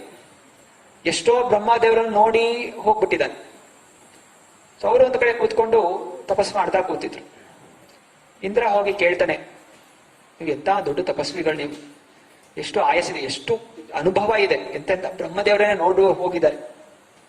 ಅಂದ್ರೆ ನೀವು ಈ ಕಾಡಲ್ಲಿ ಒಂದು ಮರದ ಕೆಳಗಡೆ ಕೂತ್ಕೊಂಡಿದ್ದೀರಾ, ಮಳೆ ಬಿಸಿಲು ಎಲ್ಲ ಹೀಗೆ ಕೂತಿರ್ತೀರಾ. ಸೊ ನಾನು ನನ್ನ ಶಕ್ತಿಯಿಂದ ಒಂದು ಆಶ್ರಮ ಮಾಡಿಕೊಡ್ತೀನಿ ಅಂತ ಇಂದ್ರ ಹೋಗಿ ಲೋಮಶ ಋಷಿಗಳನ್ನ ಕೇಳ್ಕೊತಾನೆ. ಸೊ ಲೋಮಶ ಋಷಿ ಹೇಳ್ತಾರೆ, ಜನ್ಮ ಈ ದೇಹ ತಾತ್ಕಾಲಿಕವಾದಂತಹದ್ದು, ಯಾವ ಕ್ಷಣದಲ್ಲಿ ಹೋಗ್ಬಿಡುತ್ತೆ ಗೊತ್ತಿಲ್ಲ. ಅನಾವಶ್ಯಕವಾಗಿ ನಾನು ಆಶ್ರಮ ಕಟ್ಟಿಸ್ಲಿಕ್ಕೆ ಸಮಯವನ್ನು ವ್ಯರ್ಥ ಮಾಡೋದ್ರ ಬದಲು ನಾನು ಪ್ರತಿಯೊಂದು ಕ್ಷಣ ಭಗವಂತನ ನಾಮಸ್ಮರಣೆ ಮಾಡಬೇಕು ಅಂತ ಹೇಳಿ ನಾನು ಆಶ್ರಮ ಕಟ್ಟಿಸ್ಕೊಂಡಿಲ್ಲ ಅಂತ ಹೇಳ್ತಾರೆ. ಯಾಕೆ ನೀನು ಸಹ ಯಾಕೆ ವ್ಯರ್ಥವಾಗಿ ಆಶ್ರಮ ಕಟ್ಟಿಸ್ಲಿಕ್ಕೆ ಪ್ರಯತ್ನ ಮಾಡ್ತೀಯಾ, ನೀನು ಭಗವಂತ ನಾಮಸ್ಮರಣೆ ಮಾಡು ಅಂತ ಲೋಮಶ ಋಷಿ ಹೇಳ್ತಾರೆ. ಲೋಮಶ ಋಷಿ ಆಯಸ್ಸು ಎಷ್ಟೋ ಕೋಟ್ಯಾಂತರ ವರ್ಷ. ಆ ವ್ಯಕ್ತಿ ಹೇಳ್ತಾ ಇದ್ದಾನೆ, ಭಗವಂತನ ನಾಮಸ್ಮರಣೆ ಮಾಡ್ಲಿಕ್ಕೆ ಒಂದು ಕ್ಷಣವೂ ನಾವು ವ್ಯರ್ಥ ಮಾಡ್ಕೋಬಾರದು ಅಂತ. ನಾವು ಇರೋ ಒಂದು 150 ವರ್ಷದಲ್ಲಿ ಭಗವಂತನ ನಾಮಸ್ಮರಣೆ ಬಿಟ್ಟು ಇದೆಲ್ಲ ಕೆಲಸಗಳನ್ನ ಮಾಡ್ಲಿಕ್ಕೆ ನಾವು ಮುಂದಾಗ್ತೇವೆ. ಇದು ಬುದ್ಧಿವಂತ ಜೀವಿಗೂ ದಡ್ಡ ಜೀವಿಗೂ ಇರುವಂತಹ ವ್ಯತ್ಯಾಸ. ದಡ್ಡ ಜೀವಿಗಳು ನಾವು ಬುದ್ಧಿವಂತ ಜೀವಿಗಳು ಅಂತ ಅನ್ಕೋತಾರೆ ಹೊರತು ನಿಜವಾಗಿ ಬುದ್ಧಿವಂತಿಕೆ ಅನ್ನೋದು ಇಲ್ಲ. ಶ್ರೀಮದ್ ಭಾಗವತದ 2ನೇ ಸ್ಕಂದದ 3ನೇ ಅಧ್ಯಾಯ 14ನೇ ಶ್ಲೋಕದಲ್ಲಿ ಹೇಳ್ತಾ ಇದೆ. 17ನೇ ಶ್ಲೋಕದಲ್ಲಿ ಆಯೋರ್ಹರತಿ ವೈಪುಂಸಾಂ ಉದ್ಯನ್ ಅಸ್ತನ್ ಚಯನ್ ಅಸೌ ತಸ್ಯಾರ್ಥೆ ಯತ್ ಕ್ಷಣೋ ನೀತು ಉತ್ತಮ ಶ್ಲೋಕ ವಾರ್ತೆಯೇ. ಸೂರ್ಯ ಉದಯ ಹಾಗೂ ಅಸ್ತ ಆಗ್ತಾ ಇದ್ದ ಹಾಗೆ ನಮ್ಮ ಜೀವನದ ಒಂದು ಆಯಸ್ಸು ಕಡಿಮೆ ಆಗ್ತಾ ಹೋಗ್ತಾ ಇರುತ್ತೆ. ಆದ್ದರಿಂದ ಉತ್ತಮ ಶ್ಲೋಕ ವರ್ತಯೇ, ಉತ್ತಮ ಶ್ಲೋಕ ಭಗವಂತನ ಸ್ಮರಣೆಯನ್ನು ಮಾಡಿ, ಭಗವಂತನ ಭಕ್ತರಾಗಿ. ಸೊ ಭಗವಂತನ ಭಕ್ತರಿಗೆ ಈ ಸೂರ್ಯ ಉದಯ ಹಾಗೂ ಅಸ್ತದಿಂದ ಯಾವುದೇ ರೀತಿಯ ಪ್ರಭಾವಿತ ಆಗೋದಿಲ್ಲ. ಅಂದ್ರೆ ಭಕ್ತರು ಸಾಯೋದಿಲ್ಲ ಅಂತ ಅರ್ಥ ಅಲ್ಲ, ಬದಲಾಗಿ ಭಕ್ತರಿಗೆ ಆ ಮೃತ್ಯುವಿನ ಭಯ ಅನ್ನೋದು ಹೋಗ್ಬಿಟ್ಟಿರುತ್ತೆ. ಹೇಗೆ ಒಬ್ಬ ಕಾಯಿಲೆ ಬಂದಿರುವಂತಹ ವ್ಯಕ್ತಿಗೆ ತುಂಬಾ ಜ್ವರದಿಂದ ನರಳಾಡ್ತಾ ಇದ್ದಾಗ ಅವನಿಗೆ ಏನೇ ಟ್ಯಾಬ್ಲೆಟ್ ಕೊಟ್ಟರು ಬೇಗ ಗುಣ ಆಗೋದಿಲ್ಲ. ಅವನಿಗೆ ಒಂದು ಸಿರೆಂಜ್ ಅಲ್ಲಿ ಏನ್ ಕೊಡ್ತಾರೆ, ORS ಕೊಡ್ತಾರಲ್ಲ, ಡ್ರಿಪ್ಸ್ ಹಾಕ್ತಾರೆ. ಸೊ ಡ್ರಿಪ್ ಹಾಕಿದ ತಕ್ಷಣ ನನ್ಗೆ ಶಕ್ತಿ ಬರುತ್ತೆ. ಹಾಗೆ ಕೋಟ್ಯಾಂತರ ಜನ್ಮಗಳಿಂದ ಒದ್ದಾಡ್ತಾ ಇರುವಂತಹ ನಮ್ಮ ಈ ದೇಹಕ್ಕೆ ಯಾವಾಗ ನಾವು ಹರಿಯ ನಾಮಸ್ಮರಣೆಯನ್ನು ಕೊಡ್ತೀವಿ, ಹರೇ ಕೃಷ್ಣ ಕೃಷ್ಣ ಕೃಷ್ಣ ಹರೇ ಹರೇ, ಹರೇ ರಾಮ ರಾಮ ರಾಮ ಹರೇ ಹರೇ. ಈ ನಾಮದ ಒಂದು ಶ್ರವಣ ನಮ್ಮ ಕಿವಿಯ ಮುಖಾಂತರ ಹೋಗಿ ನಮ್ಮ ಆತ್ಮವನ್ನು ಸ್ಪರ್ಶಿಸಿದಾಗ ಅದಕ್ಕೆ ದಿವ್ಯವಾದಂತಹ ಆನಂದ ಹಾಗೂ ಉತ್ಸಾಹ ಅನ್ನೋದು ಬರುತ್ತೆ. ಆದ್ರಿಂದ ನಾವು ಭಗವಂತನ ನಾಮಸ್ಮರಣೆ ಅನ್ನೋದು ಮಾಡಬೇಕು. ಇಲ್ಲಿ ಗೋವಿಂದದಾಸರು ಹಾಡ್ತಾ ಇದ್ದಾರೆ, ದುರ್ಲಭ ಮಾನವ ಜನ್ಮ ಸತ್ಸಂಗೆ ತರಹೊಯೇ ಭವ ಸಿಂಧುರೇ. ದುರ್ಲಭ ಮಾನವ, ಈ ಮನುಷ್ಯ ಜನ್ಮ ತುಂಬಾ ದುರ್ಲಭವಾದಂಥದ್ದು. ಮಾನವ ಜನ್ಮ ಬಂದಾಗ ಜನ್ಮ ಸತ್ಸಂಗೆ, ಸಜ್ಜನರ, ಸಾಧುಗಳ, ಭಕ್ತರ, ವೈಷ್ಣವರ ಸಂಘವನ್ನು ಮಾಡಿ. ನೆಂಟರ ಸಂಘ, ಅಲ್ಲಿ ಮದುವೆ, ಇಲ್ಲಿ ಮದುವೆ, ಅಲ್ಲಿನ ಫಂಕ್ಷನ್ ಇದೆ, ಈ ಫಂಕ್ಷನ್ ಇದೆ ಅಂತೆಲ್ಲ ಸುತ್ತಾಡೋದು ಬಿಟ್ಟು, ಯಾರು ನಮಗೆ ಆಧ್ಯಾತ್ಮಿಕ ಜೀವನದ ಬಗ್ಗೆ ಹೇಳ್ಕೊಡ್ತಾರೆ, ಕೃಷ್ಣನ ಬಗ್ಗೆ ಹೇಳ್ಕೊಡ್ತಾರೆ, ಕೃಷ್ಣ ಭಕ್ತಿ ನಮ್ಮನ್ನು ತೊಡಗಿಸ್ತಾರೆ, ಅಂತವ್ರ ಹತ್ರ ನಾವು ಸಮಯವನ್ನು ಕಳಿಬೇಕು. ಅದು ಮನುಷ್ಯ ಜನ್ಮದ ಸಾರ್ಥಕತೆ. ಒಂದು ಕ್ಷಣ, ನಮ್ಮ ಜೀವನದ ಒಂದು ಕ್ಷಣ ಹೋದ್ರೇನು ನಾವು ಕೋಟ್ಯಾಂತರ ರೂಪಾಯಿ ವಾಪಸ್ ಕೊಟ್ಟು ನಮಗೆ ಅದು ವಾಪಸ್ ಸಿಗೋದಿಲ್ಲ. ಒಬ್ಬ ಪೇಷಂಟ್ ಡಾಕ್ಟರ್ನ ಬೇಡ್ಕೋತಾರೆ, ಡಾಕ್ಟರ್ ಸ್ವಲ್ಪ ಸಮಯ ಕೊಡಿ, ಹೇಗಾದ್ರೂ ಮಾಡಿ ನಾನು ಗೊಳಿಸಿ, ಒಂದು ವರ್ಷ ಟೈಮ್ ಕೊಡಿ, ನಂಗೆ ಇನ್ನೂ ಯಾರ್ದೋ ಮದುವೆ ಮಾಡಿಸ್ಬೇಕು, ಮಕ್ಳು ಮದುವೆ ಮಾಡಿಸ್ಬೇಕು, ಇನ್ನೇನೋ ಸೆಟಲ್ ಮಾಡಬೇಕು, ಸ್ವಲ್ಪ ಇನ್ಶೂರೆನ್ಸ್ ಕಟ್ಟಬೇಕು, ಇನ್ನೇನೋ ಮಾಡ್ಬೇಕು, ಇದೆಲ್ಲ ಏನೇನೋ ಕನ್ಸನ್ನ ಕಟ್ಕೊಂಡೇನಿ, ನಂಗೊಂದು ವರ್ಷ ಹೇಗಾದ್ರೂ ಮಾಡಿ, ಏನೋ ಇಂಜೆಕ್ಷನ್ ಕೊಟ್ಟು ಏನೋ ಮಾಡಿ ನನ್ನನ್ನು ಕಾಪಾಡಿ ಅಂತ ಏನ್ ಮಾಡಿದ್ರೇನು ಡಾಕ್ಟರ್ ಸಾಯೋ ವ್ಯಕ್ತಿನ ರಕ್ಷಣೆ ಮಾಡ್ಲಿಕ್ಕೆ ಸಾಧ್ಯ ಇಲ್ಲ. ಅಂದ್ರೆ ಸರ್ವಸ್ಯ ಹರಣ, ಎಲ್ಲವೂ ಹರಣ ಆಗ್ಬಿಡುತ್ತೆ. ಅಂದ್ರೆ ವ್ಯಕ್ತಿ ಆದಂಥವು, ಬುದ್ಧಿವಂತನಾದಂಥವನು ಇದನ್ನ ಎಚ್ಚರಗೊಳ್ಳಬೇಕು. ಹಾಗೂ ಒಂದು ಕ್ಷಣವೂ ಅವನು ಅನಾವಶ್ಯಕವಾಗಿ ವ್ಯರ್ಥವನ್ನು ಮಾಡಬಾರ್ದು. ಅನೇಕ ಜನರಿಗೆ ಮಾತಾಡೋದು ತುಂಬಾ ಇಷ್ಟ. ಏನ್ ಕೆಲಸ ಇಲ್ಲ ಅಂತ ಹೇಳಿದ್ರೂ ಕೂತ್ಕೊಂಡು ಫೋನಲ್ಲಿ ಮಾತಾಡ್ಕೊಂಡು ವಟ ವಟ ವಟ ವಟ ವಟ ಅಂತ ಮಾತಾಡ್ತಾ ಇರ್ತಾರೆ. ಇದೀಗ ಆಚಾರ್ಯರು ಹೋಲಿಸ್ತಾರೆ, ಅಂತ ಕಪ್ಪೆ, ಮಳೆಗಾಲ ಬಂದಿದ್ದ ಹಾಗೆ ಎಲ್ಲಿದ್ದನೆಲ್ಲ ಕಪ್ಪೆಗಳು ಬಂದ್ಬಿಡುತ್ತೆ, ವಟ ವಟ ವಟ ಅಂತ ಇರುತ್ತೆ. ಸೊ ಆ ಕಪ್ಪೆ ಅನ್ಕೊಳ್ಳುತ್ತೆ, ನಾನು ಯಾವ ಕಪ್ಪೆ ಜೋರಾಗಿ ವಟ ವಟ ಅನ್ನತ್ತೆ ಅದು ತುಂಬಾ ದೊಡ್ಡ ಕಪ್ಪೆ ಅದು ಕಾಂಪಿಟೇಷನ್ ಮಾಡ್ತಾ ಇರುತ್ತೆ, ಯಾರು ಜೋರಾಗಿ ವಟ ವಟ ಅನ್ನತ್ತೆ. ಅದಕ್ಕೆ ಖುಷಿ. ಅಂದ್ರೆ ಹೇಗೆ ಮನುಷ್ಯರು ಒಬ್ರೊಬ್ರು ಗುದ್ದಾಡ್ತಾ ಇರ್ತಾರೆ, ಯಾರು ಶ್ರೀಮಂತ, ಯಾರು ಶ್ರೀಮಂತ, ಯಾರಿಗೆ ಐಶ್ವರ್ಯ, ಈ ಕಪ್ಪೆಗಳ ಹಾಗೆ. ಆದ್ರೆ ಗೊತ್ತಾಗೋದಿಲ್ಲ, ಹಾವು ಇದರ ಶಬ್ದವನ್ನು ಕೇಳಿಸ್ಕೊತಾ ಇದೆ. ಅದು ಗೊತ್ತಾಗ್ತದೆ, ಯಾವುದು ಒಟ ಜಾಸ್ತಿ ಅನ್ನಿಸ್ತಾ ಇದೆ ಅದೇ ದೊಡ್ಡ ಕಪ್ಪೆ, ಅದನ್ನ ಮೊದಲು ನಾನು ಅದನ್ನ ತಿನ್ನಬೇಕು ಅಂತ. ಯಾವ್ದು ಜೋರಾಗನ್ನತ್ತೆ ಅದು ಕಪ್ಪೆ, ಹಾವು ಹೋಗಿ ಆ ಕಪ್ಪೆಯನ್ನು ಫಸ್ಟ್ ತಿನ್ನುತ್ತೆ. ಹಾಗೆ ಯಾರು ಸಮಯವನ್ನು ಭಗವಂತನ ಚಿಂತನೆ ಮಾಡದೆ ಅಹಂಕಾರ, ಆಡಂಬರದಿಂದ ಜೀವನ ನಡೆಸಲಿಕ್ಕೆ ಪ್ರಯತ್ನ ಮಾಡ್ತಾರೆ, ಮೃತ್ಯು ಅವರನ್ನು ಮೊದಲು ಕಿತ್ಕೊಂಡು ಹೋಗ್ಬಿಡುತ್ತೆ. ಅದರಿಂದ ವ್ಯಕ್ತಿ ಆದಂಥವನು ತನ್ನ ಪ್ರತಿಯೊಂದು ಕ್ಷಣವನ್ನು ಭಗವಂತನ ಚಿಂತನೆಯಲ್ಲಿ ತೊಡಗಿಸ್ಬೇಕು. ಶಂಕರಾಚಾರ್ಯರು ಹಾಡ್ತಾರೆ, ಬಾಲಸ್ತಾವತ್ ಕ್ರೀಡಾಸಕ್ತಃ, ತರುಣಸ್ತಾವತ್ ತಾರಣೀಸಕ್ತಃ, ವೃದ್ಧಾಪ್ಯ ಚಿಂತಾಮಗ್ನ, ಪರಮೇ ಬ್ರಹ್ಮಣಿ ಕೋಪಿ ಲಗ್ನ. ಸಣ್ಣ ಮಕ್ಕಳಾಗಿರ್ಬೇಕಾದ್ರೆ ಆಟ ಆಡೋದು ಆಸಕ್ತಿ, ಆಟ ಆಡ್ತಾ ಇರ್ತಾರೆ, ಊಟ ಇಲ್ಲ, ತಿಂಡಿ ಇಲ್ಲ, ಆಟ ಆಟ ಆಟ. ಆಮೇಲೆ ಯವನಾವಸ್ಥೆಗೆ ಬಂದ ತಕ್ಷಣ ಹುಡುಗರಿಗೆ ಹುಡುಗರ ಕಂಡ್ರೆ ಇಷ್ಟ, ಹುಡುಗಿರಿಗೆ ಹುಡುಗರ ಕಂಡ್ರೆ ಇಷ್ಟ. ಸೊ ಆಕರ್ಷಣೆಯಿಂದ ಹೆಂಗೆ ನಾವು ಆದಷ್ಟು ಹುಡುಗ ಹುಡುಗಿಯ ಸಂಘ ಮಾಡಬೇಕು ಅನ್ನೋ ಚಿಂತನೆಯಲ್ಲಿ ಯವನ ಅನ್ನೋದು ಹೋಗ್ಬಿಡುತ್ತೆ. ವೃದ್ಧಾಪ್ಯ ಚಿಂತಾಮಗ್ನ, ಚಿಂತನೆ, ವೃದ್ಧಾಪ್ಯ ಬಂದ ತಕ್ಷಣ ಮತ್ತೆಲ್ಲಾ ಚಿಂತನೆಗಳು, ಅದು ಮಾಡ್ಬೇಕು, ಆ ರೆಸ್ಪಾನ್ಸಿಬಿಲಿಟಿ ಇದೆ, ಆ ಕೆಲಸ ಮಾಡ್ಬೇಕು, ಈ ಕೆಲಸ ಮಾಡಿಸ್ಬೇಕು. ಸೊ ಈ ರೀತಿಯಲ್ಲಿ ಅವನ ಜೀವನ ಮುಗಿದೋಗುತ್ತೆ. ಪಾರಮೇ ಬ್ರಹ್ಮಣೆ, ಭಗವಂತನ ಚಿಂತನೆ ಕೋಪಿ ಲಗ್ನ ಮಾಡ್ಲಿಕ್ಕೆ ಸಮಯನೇ ಕೊಡ್ಲಿಲ್ಲ. ಹೀಗೆ ನಾವು ಪ್ರಾಣಿಗಳ ಹಾಗೆ ನಮ್ಮ ಜೀವನವನ್ನು ವ್ಯರ್ಥ ಮಾಡ್ಕೋಬಾರ್ದು. ಮನುಷ್ಯನ ಅರ್ಥ ಅವನು ಭಗವಂತನ ಚಿಂತನೆ ಮಾಡಬೇಕು ಅಂತ. ಇಲ್ಲಿ ಟ್ರೈನಲ್ಲಿ ಉದಾಹರಣೆ ಕೊಡ್ತಾರೆ. ಟ್ರೈನಲ್ಲಿ ಜನ ಬರ್ತಾ ಇರ್ತಾರೆ, ಮಾರಾಟ ಮಾಡ್ಕೊಂಡು ಟೈಮ್ ಪಾಸ್. ಏನೋ ಒಂದು ತಿನ್ಲಿಕ್ಕೆ ಮುರ್ಮುರ ಅಥವಾ ಬೇಲ್ಪುರಿ ಅಥವಾ ಇನ್ನೇನೋ ಮ್ಯಾಗ್ಝಿನ್ಗಳು, ಎಲ್ಲರೂ ಅದೇ ಹೇಳೋದ್ರ, ಟೈಮ್ ಪಾಸ್ಗೆ ಏನೋ ತಗೊಳ್ಳಿ, ಮ್ಯಾಗ್ಝಿನ್ ತಗೊಳ್ಳಿ, ಏನೋ ಹಣ್ಣು ತಗೊಳ್ಳಿ ಅಂತ ತಿನ್ಕೊಳ್ಳಿ. ಟ್ರೈನಲ್ಲಿ ಎಷ್ಟೊತ್ತು ಅವರು ಪ್ರಯಾಣ ಮಾಡ್ತಾ ಇರ್ತಾರೆ, ಇಲ್ಲ ಕೂತ್ಕೊಂಡು ಕಾರ್ಡ್ಸ್ ಆಡ್ತಾ ಇರ್ತಾರೆ. ಒಬ್ರು ಏನು ಬೇಕಾಗಿರೋ ಚಿಂತನೆ ಇಲ್ಲ, ಇದೇ ಮಾತು, ಅದೇ ಪೊಲಿಟಿಕಲ್ ಮಾತು, ಅದೇ ಏನೋ ಒಂದು ಸ್ಪೋರ್ಟ್ಸ್ ಮಾತು, ಅಥವಾ ಇನ್ನೇನೋ ಫಿಲಮ್ ನೋಡ್ಕೊಂಡು, ಅಥವಾ ಮನೆಯಲ್ಲಿ ಅದೇ ಮಾತಾಡಿರ್ತಾರೆ, ಇಲ್ಲೋ ಕೂತ್ಕೊಂಡು ಅದನ್ನೇ ಮಾತಾಡ್ಕೊಂಡು ಪರಿವಾರದ ವಿಷಯಗಳು ಮಾತಾಡ್ಕೊಂಡೇ ಹೋಗ್ತಾ ಇರ್ತಾರೆ. ಸೊ ಹೀಗೆ ಯಾರ್ದು ಟೈಮ್ ಹೀಗೆ ಪಾಸ್ ಮಾಡ್ತಾ ಇರ್ತಾರೆ. ಸೊ ಯಮರಾಜ ಅವ್ರನ್ನಗೋಸ್ಕರ ಕಾಯ್ತಾ ಇರ್ತಾನೆ ಕೂತ್ಕೊಂಡು, ಬೇಗ ಟೈಮ್ ಪಾಸ್ ಮಾಡ್ಕೊಂಡು ಬಾ ಅಂತ. ಮನುಷ್ಯ ಜನ್ಮ ನಾವು ಟೈಮ್ ಪಾಸ್ ಮಾಡಕ್ಕಲ್ಲ ಇರೋದು. ಮನುಷ್ಯ ಜನ್ಮ ಇರೋದು ಕೃಷ್ಣನ ಪಾಸ್ಟ್ ಟೈಮ್ ಕೇಳೋದಿಕ್ಕೆ, ಕೃಷ್ಣನ ಲೀಲೆಗಳು, ಪಾಸ್ಟ್ ಟೈಮ್ಸ್, ಅದನ್ನ ನಾವು ಶ್ರದ್ಧೆಯಿಂದ ಭಕ್ತಿಯಿಂದ ಕೇಳಿಸ್ಕೋಬೇಕು. ಶ್ರವಣಂ ಕೀರ್ತನಂ ವಿಷ್ಣೋಹೋ, ಭಗವಂತನ ನಾಮವನ್ನು ಜಪಿಸ್ಬೇಕು, ಭಗವಂತನ ನಾಮವನ್ನು ಕೇಳಿಸ್ಕೋಬೇಕು, ಕೃಷ್ಣನ ಚಿಂತನೆ ಲೀಲೆಗಳ ಸ್ಮರಣೆಯನ್ನು ಮಾಡಬೇಕು. ಒಬ್ಬ ವ್ಯಕ್ತಿ, ಒಬ್ಬ ಯುವಕ ಒಬ್ಬ ಸಾಧನ ಹೋಗಿ ಭೇಟಿ ಆಗ್ತಾನಂತೆ. ಸಾಧಕ ಹೇಳ್ತಾನಂತೆ, ನಿಮ್ಮನ್ನು ನೋಡಿದ್ರೆ ಎಷ್ಟು ಸಂತೋಷ ಆಗತ್ತೆ, ಎಷ್ಟು ಪ್ರಶಾಂತಿ ಇದೆ ನಿಮ್ಮ ಮುಖದಲ್ಲಿ, ಎಷ್ಟು ಕಾಂತಿ ಬರ್ತಾ ಇದೆ ನಿಮ್ಮ ಮುಖದಲ್ಲಿ. ನಂಗೂ ನಿಮ್ ತರ ಆಗ್ಬೇಕು ಅಂತ ಆಸೆ ಅಂತ. ಸಾಧು ಹೇಳ್ತಾರೆ, ತೊಂದರೆ ಇಲ್ಲ ಬಾ, ನೀನು ನಂತರ ಕೂತ್ಕೊಂಡು ಭಗವಂತನ ಧ್ಯಾನ ಮಾಡು, ಕೃಷ್ಣ ನಾಮಸ್ಮರಣೆ ಮಾಡು. ಹರೇ ಕೃಷ್ಣ ಕೃಷ್ಣ ಕೃಷ್ಣ ಹರೇ ಹರೇ, ಹರೇ ರಾಮ ರಾಮ ರಾಮ ಹರೇ ಹರೇ, ಸಾತ್ವಿಕವಾದ ಜೀವನ ನಡೆಸು ಅಂತ ಹೇಳ್ತಾರೆ. ಆಗ ಯುವಕ ಹೇಳ್ತಾನೆ, ಇಲ್ಲ ಇಲ್ಲ ಇವಾಗ ಆಗೋದಿಲ್ಲ, ನಂಗೆ ಇನ್ನೂ ತುಂಬಾ ಕೆಲಸ ಇದೆ, ಇಷ್ಟೆಲ್ಲ ಏನೆಲ್ಲೋ ಮಾಡ್ಬೇಕು ಅಂತ ಚಿಂತನೆ ಇಟ್ಕೊಂಡಿದ್ದೀನಿ, ಏನೆಲ್ಲೋ ಕರ್ತವ್ಯಗಳಿದೆ, ಅದೆಲ್ಲ ಮಾಡಿದ್ಮೇಲೆ ನಾನು ಬರ್ತೀನಿ, ನನ್ನ ಕರ್ತವ್ಯಗಳೆಲ್ಲ ಮುಗಿದ್ಮೇಲೆ ಕರ್ತವ್ಯಗಳೆಲ್ಲ ಮುಗಿಸಿ ಆಮೇಲೆ ನಾನು ಬಂದು ನಿಮ್ ತರ ಕೂತ್ಕೋತೀನಿ ಅಂತ. ಸರಿ ಅಂತ ಹೊರಟೋಗ್ತಾನೆ. ಮರು ದಿವಸ ಹಾಗೆ ದಾರಿಯಲ್ಲಿ ಹೋಗ್ತಾ ಇರ್ಬೇಕಾದ್ರೆ ಅಲ್ಲಿ ಅದೇ ಸಂತ ನದಿ ತೀರದಲ್ಲಿ ಕೂತಿರ್ತಾನೆ. ನದಿ ತೀರದಲ್ಲಿ ಕೂತಿರ್ಬೇಕಾದ್ರೆ ತಿರ್ಗಾ ಯುವಕ ಹೋಗಿ ಭೇಟಿ ಆಗ್ತಾನೆ. ಏನ್ ಮಾಡ್ತಾ ಇದ್ದೀರಾ ಇಲ್ಲಿ ಒಬ್ಬರೇ ಕೂತ್ಕೊಂಡು?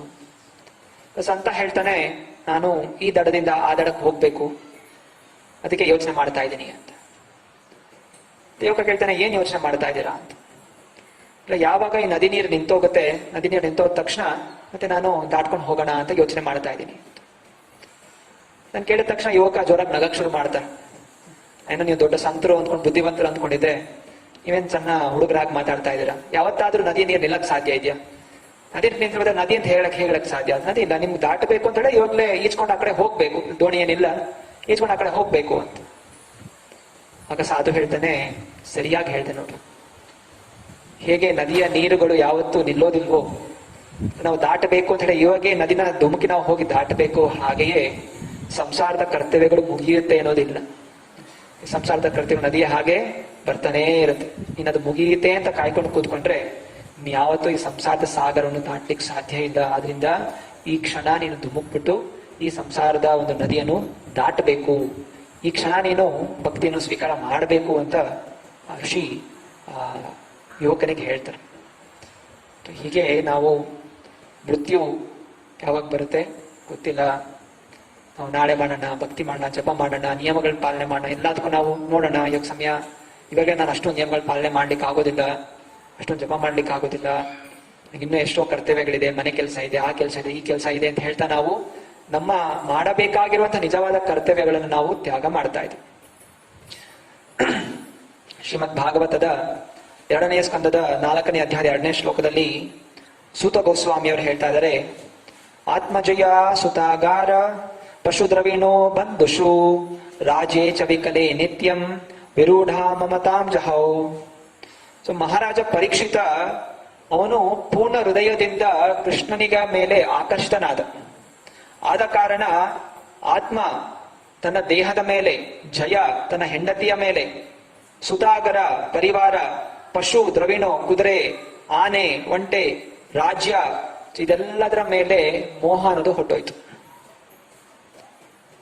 ಪರೀಕ್ಷಿತ್ ಮಹಾರಾಜ ಇದ್ರ ಮೇಲೆಲ್ಲ ಮೋಹ ಬಿಟ್ಟು ಅವನು ಕೃಷ್ಣ ಹತ್ರ ಬರ್ಲಿಲ್ಲ. ಅವನೇನ್ ಮಾಡ್ದ, ಸಂಪೂರ್ಣವಾಗಿ ಕೃಷ್ಣನನ್ನ ತನ್ನ ಹೃದಯದಲ್ಲಿ ತುಂಬಿಸ್ಕೊಂಡ್ಬಿಟ್ಟ. ಯಾವಾಗ ಅವನ ಹೃದಯದಲ್ಲಿ ಪೂರ್ಣವಾಗಿ ಕೃಷ್ಣ ಅನ್ನೋದು ತುಂಬ್ಕೋತು, ಮತ್ತೆ ಎಲ್ಲಾದ್ರ ಮೇಲೆ ವೈರಾಗ್ಯ ಅನ್ನೋದು ಬಂತು. ಜನ ಅನ್ಕೋತಾರೆ ವೈರಾಗ್ಯ ಬಂದ ಮೇಲೆ, ವಯಸ್ಸಾದ್ಮೇಲೆ ಎಲ್ಲ ವೈರಾಗ್ಯ ಬರುತ್ತೆ, ಆಮೇಲೆ ನಾನು ಕೃಷ್ಣ ಭಕ್ತಿ ಮಾಡ್ತೀನಿ ಅಂತ. ಅವಾಗ ಕೃಷ್ಣ ಭಕ್ತಿ ಆಗಲ್ಲ. ಅವಾಗೇನಿದ್ರು ಡಾಕ್ಟರ್ ಭಕ್ತಿ ಮಾಡ್ಬೇಕಾಗತ್ತೆ, ಡಾಕ್ಟ್ರೇ ಅಂತ. ಅದಿದೆ, ಆ ಸೊಂಟ ನೋವಿದೆ, ಟೊಂಕ ನೋವಿದೆ, ಇಂಜೆಕ್ಷನ್ ಕೊಡಿ, ಇದು ಕೊಡಿ. ಸೊ ಇದ್ದಾಗ ಯವನಾವಸ್ಥೆಯಲ್ಲಿ ಯಾವಾಗ ಕೈ ಕಾಲು, ಕುಲಶೇಖರ ಆಳ್ವಾರ್ ಹೇಳ್ತಾರೆ, ಪ್ರಾರ್ಥನೆ ಮಾಡ್ಕೋತಾರೆ, ಹೇ ಭಗವಂತ ನನ್ನ ಕೈ ಕಾಲು ಎಲ್ಲ ಇವಾಗ ಚೆನ್ನಾಗಿದೆ, ನಾಲಿಗೆ ಚೆನ್ನಾಗಿದೆ, ಸೇವೆ ಮಾಡ್ತಾ ಇದ್ದೀನಿ. ವಯಸ್ಸಾದ್ಮೇಲೆ ಯಾವಾಗ ಗಂಟ್ಲು ಕಫ ಕಟ್ಕೊಂಡ್ಬಿಡುತ್ತೋ, ಉಸಾಡಕ್ಕಾಗೋದಿಲ್ಲ, ನಾಲ್ಗೆ ಹೇಳಕ್ಕಾಗೋದಿಲ್ಲ, ಮೂರ್ಛೆ ಹೋಗಿ ಕೋಮ, ಎಷ್ಟೊಂದು ಜನ ಸಾಯಸದಲ್ಲಿ ಕೋಮಾಗ ಹೋಗ್ಬಿಡ್ತಾರೆ, ವರ್ಷಾನುಗಟ್ಲೆ ಕೋಮದಲ್ಲಿ ಏನೇನು ಮಾಡ್ಲಿಕ್ಕೆ ಆಗೋದಿಲ್ಲ. ಅಂತ ಸಮಯದಲ್ಲಿ ಮೃತ್ಯು ಅನ್ನೋದು ಹೊಂದುತ್ತಾರೆ. ನನಗೆ ಅಂತ ಸಾವು ಬೇಡ, ಇವಾಗಲೇ ನಾನು ಕರ್ಕೊಂಡ್ಬಿಡು ಅಂತ ಕುಲಶೇಖರ ಆಳ್ವಾರ್ ಪ್ರಾರ್ಥನೆ ಮಾಡ್ಕೋತಾರೆ. ಅದರಿಂದ ನಾವು ಮೃತ್ಯುವನ್ನು ಜಯಿಸಬೇಕಾದ್ರೆ ಈ ಸೂರ್ಯನ ಉದಯ ಹಾಗೂ ಅಸ್ತಗಳಿಂದ ನಮ್ಮನ್ನು ನಾವು ಬಚಾವ್ ಮಾಡ್ಕೋಬೇಕು ಅಂತ ಹೇಳಿದ್ರೆ ನಾವು ಈ ಕ್ಷಣದಿಂದ ಕೃಷ್ಣನ ಚಿಂತನೆಯಲ್ಲಿ ಸದಾ ತೊಡಗಬೇಕು. ಗೋಪಿಕಾಸ್ತ್ರೀಯರು ಹಾಡ್ತಾರೆ, ತವ ಕಥಾಮೃತಂ ತಪ್ತ ಜೀವನಂ ಕವಿ ವಿರೀದಿತಂ ಕಲ್ಮಶಾಪಹಂ ಶ್ರವಣ ಮಂಗಲಂ ಶ್ರೀಮದಾತತಂ ಭುವಿ ಗೃಣಂತಿಯೇ ಭೂರಿದಾ ಜನ. ಗೋಪಿಕಾಸುರು ಹೇಳ್ತಾರೆ, ತವ ಕಥಾಮೃತ, ಕೃಷ್ಣನ ಕಥೆ ಗುಣಗಾನವನ್ನು ಕೇಳೋದ್ರಿಂದ ನಮ್ಮ ಜೀವನ ಧನ್ಯವಾಗುತ್ತೆ. ಇಂತೆಂತ ಮಹಾನ್ ಋಷಿಗಳು, ದೊಡ್ಡ ದೊಡ್ಡ ಋಷಿಗಳು ಎಲ್ಲರೂ ಕೃಷ್ಣನ ಗುಣಗಾನ ಅನ್ನೋದು ಮಾಡ್ತಾ ಇದ್ರು. ಆದ್ರಿಂದ ಯಾರು ಈ ಕೃಷ್ಣನ ಲೀಲೆಗಳನ್ನು ತಮ್ಮ ಜೀವನದಲ್ಲಿ ಅಳವಡಿಸ್ಕೋತಾರೋ ಹಾಗೂ ಇದನ್ನ ಪ್ರಚಾರ ಮಾಡ್ತಾರೋ, ಭುವಿಗೃಹಂತಿಯೇ ಭೂರಿದಾಜನ, ಯಾವ ವ್ಯಕ್ತಿ ಕೃಷ್ಣ ಪ್ರಚಾರವನ್ನು ಮಾಡ್ತಾರೋ ಅವನ ಜೀವನ ಧನ್ಯ ಅಂತ ಗೋಪಿಕಾಸ್ತ್ರೀಯರು ಹೇಳ್ತಾ ಇದ್ರು. ಇದೇ ನಮ್ಮ ಇಸ್ಕಾನ್ ಸಂಸ್ಥೆಯ ಉದ್ದೇಶ. ಶಿಲ ಪ್ರಭುಪಾದರು ಇಸ್ಕಾನ್ ಸಂಸ್ಥೆನ ಸ್ಥಾಪನೆ ಮಾಡಿದ್ದು ನಾವೆಲ್ಲರೂ ಒಳ್ಳೆ ಕೃಷ್ಣ ಭಕ್ತರಾಗಬೇಕು, ನಿಯಮಗಳನ್ನು ಆಚರಣೆ ಮಾಡಬೇಕು, ಕೃಷ್ಣನ ಹೃದಯ ತುಂಬಿಸ್ಕೋಬೇಕು, ಹಾಗೂ ಕೃಷ್ಣ ತಗೊಂಡು ಹೋಗಿ ಎಲ್ಲರ ಹೃದಯವನ್ನು ತುಂಬಿಸ್ಬೇಕು. ಹರೇ ಕೃಷ್ಣ ಕೃಷ್ಣ ಕೃಷ್ಣ ಹರೇ ಹರೇ, ಹರೇ ರಾಮ ರಾಮ ರಾಮ ಹರೇ ಹರೇ. ಇದರಿಂದ ನೀವು ನಿಮ್ಮನ್ನು ಮೃತ್ಯುವಿಂದ ರಕ್ಷಣೆ ಮಾಡ್ಕೋತಾ ಇದ್ದೀರಾ, ಸಕಲ ಜಗತ್ತನ್ನು ಮೃತ್ಯುವಿನಿಂದ ರಕ್ಷಣೆ ಮಾಡ್ಕೋತಾ ಇದ್ದೀರಾ. ಸೊ ಮೃತ್ಯುವನ್ನು ಗೆಲ್ಲುವಂತಹ ಏಕೈಕ ಮಾರ್ಗ ನಾವೆಲ್ಲರೂ ಒಳ್ಳೆಯ ಕೃಷ್ಣ ಭಕ್ತರಾಗಬೇಕು. ಹರೇ ಕೃಷ್ಣ. ನನ್ನ ಪ್ರಶ್ನೆಗಳಿದೆಯಾ? ಗ್ರಂಥರಾಜ ಶ್ರೀಮದ್ ಭಾಗವತಂ ಕಿ ಜೈ.